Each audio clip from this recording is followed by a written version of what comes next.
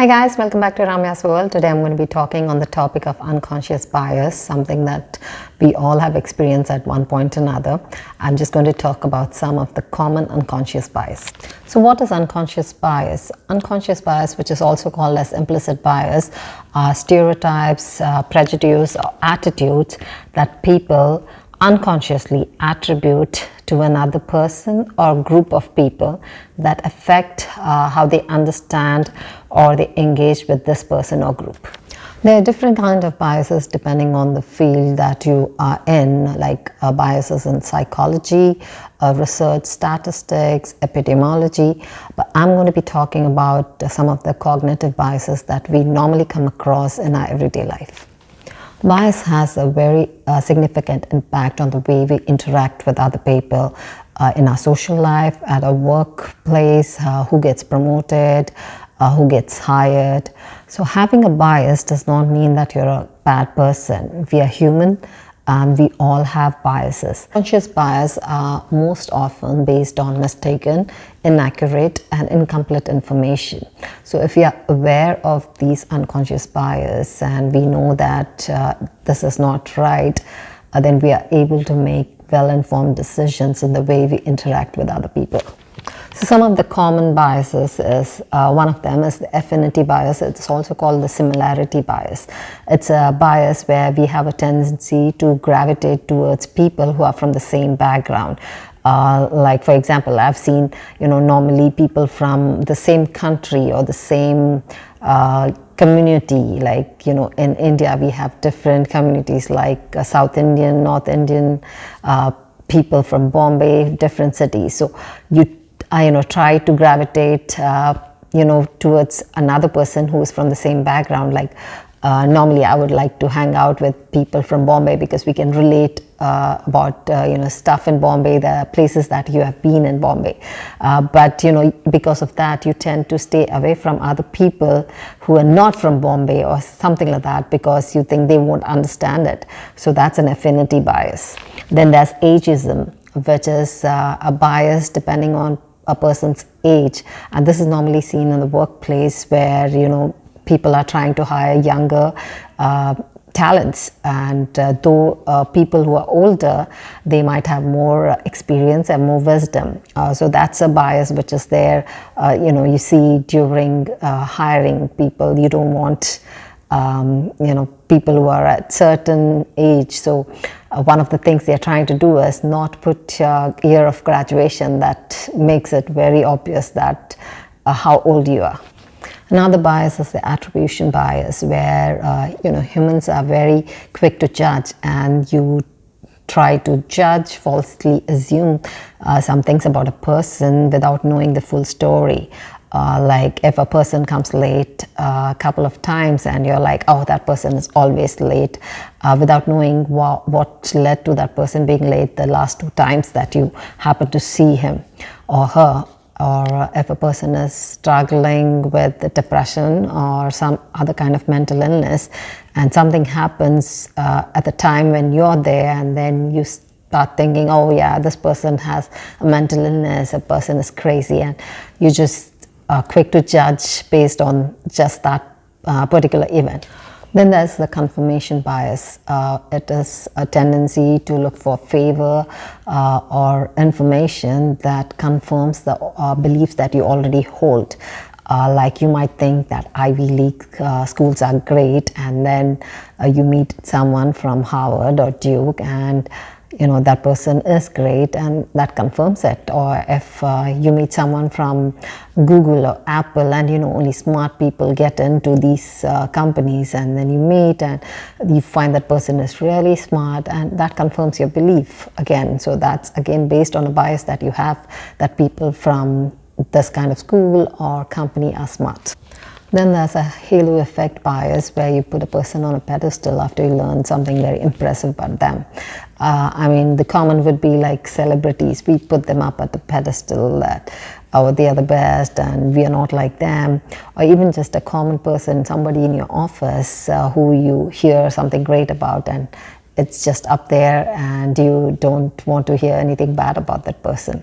And there's the horns effect bias, which is the complete opposite, where you hear something about negative about a person, and then you don't like that person just because of the negative information once you get it. So the horns effect or the halo effect, which are opposite, but both are biases in their own way. Then there's the contrast effect, where you compare two or more things that you come in contact with either simultaneously or one after the other, and that makes you compare the two, and you exaggerate the performance of one in contrast to other. So like you might compare two people and exaggerate, oh, that person is better than this, not knowing maybe they are just similar, but in your perception, you have that, you compare the two and you pick the one that you like better.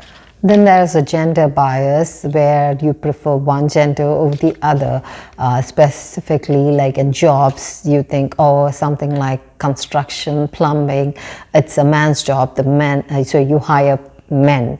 And then maybe a cook at a restaurant, or a teacher, something you think a woman would do better. So you have that gender bias, where you prefer, where you see person's gender in a box, and you think that this person, a man would do this job better, or a woman would do this job better.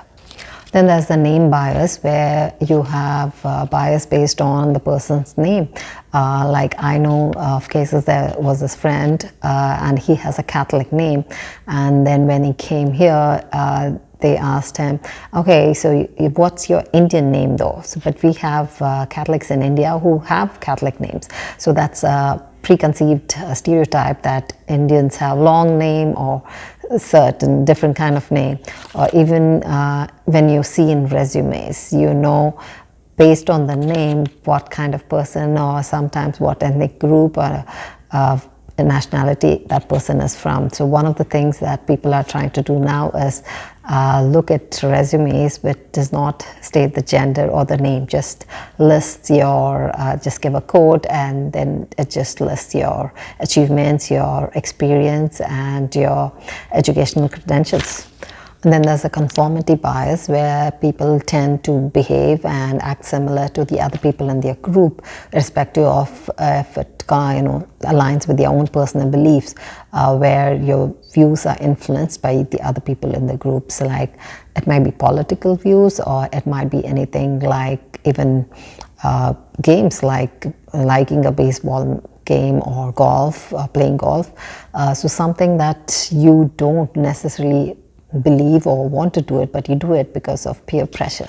And then there's the beauty bias, where it's a common perception of the society that light-skinned is better than the dark-skinned, and so there are people who get hired and feel that they're more competent just because of the color of their skin. And this is a lot because of the way it's portrayed in our media, and generally even with hiring, how people are hired based on their looks. So that's a bias that plays in. And then there's the height and weight bias, where people are judged because of if they're overweight, or if they're short or tall, and they are, that impacts people being hired and the way they perceive that. Oh, if that person is overweight, that person can't do this job, or if that person is too skinny, that person can't do this job. So a lot of biases just based on appearances. So these are just some of the biases, and there's a whole list of different kind of biases that we come across every day. I have a wiki link on the different types of and kinds of biases at the bottom of this video.